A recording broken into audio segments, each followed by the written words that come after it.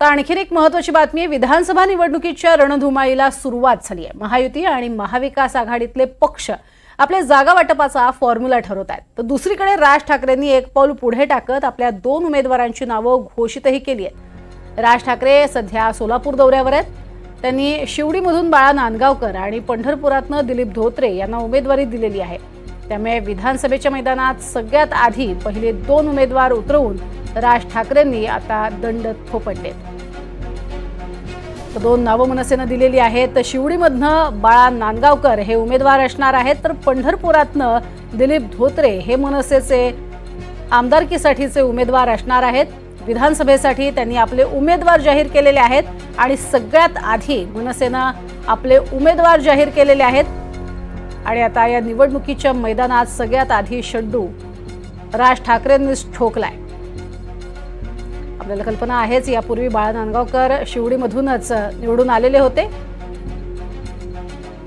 आणि या संदर्भात स्वतः बाळा नांदगावकर आणि दिलीप धोत्रेंनी काय प्रतिक्रिया दिली आहे तीही पाहूयात।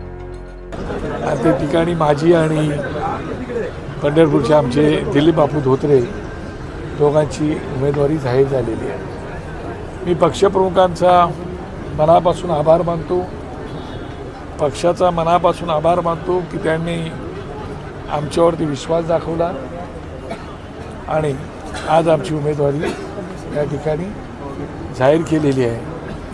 मला नक्की खात्री आहे शिवडी मतदारसंघातील लोक आणि पंढरपूर मतदारसंघातील लोक निश्चितपणे आम्ही त्यांचं प्रामाणिकपणे काम करत आलेलो आहोत।